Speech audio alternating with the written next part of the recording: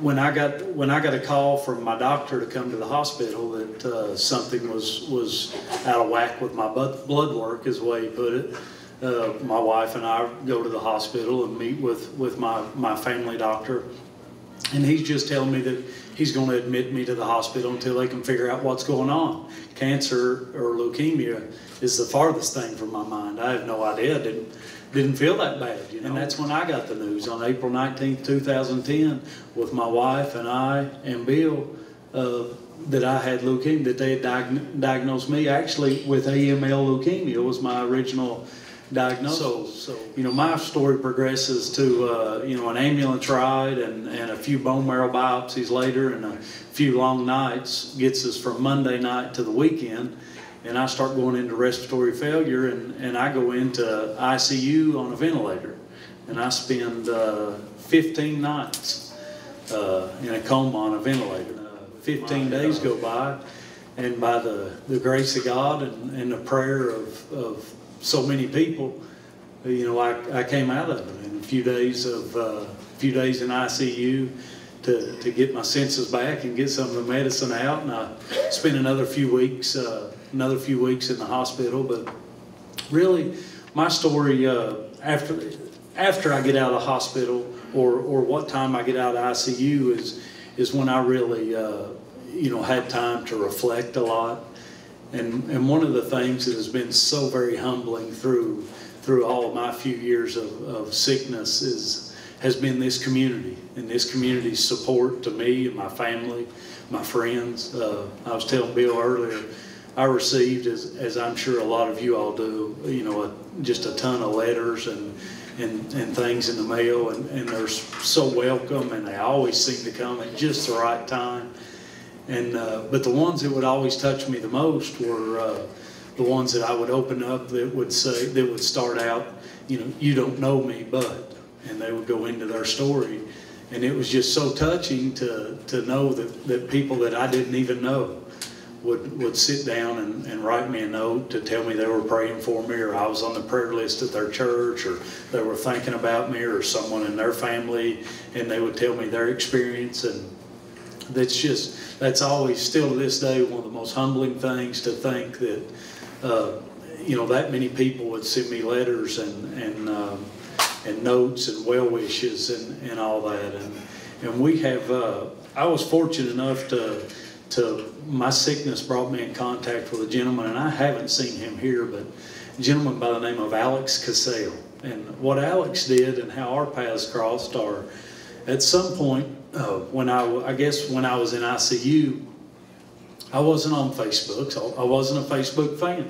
I knew what Facebook was, but after I got out of ICU and got in a regular room, my wife brought me a computer, and she said, "You've got to see this." And she brings me a computer and logs onto Facebook and goes to a page that Alex Cassell set up called Prayers for Bruce Walters.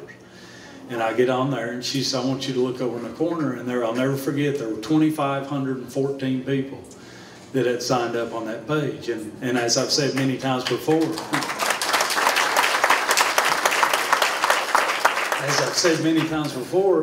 I don't know 2,514 people. I would hate to be challenged with the task to sit down and try to write down the people I knew. I don't think I could come up with 250 names, much less 2,514.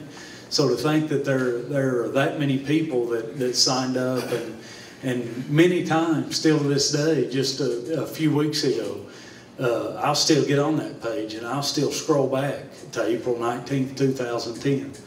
And I'll scroll and look through, you know, just as a reminder of where we were and how far my wife and I have come.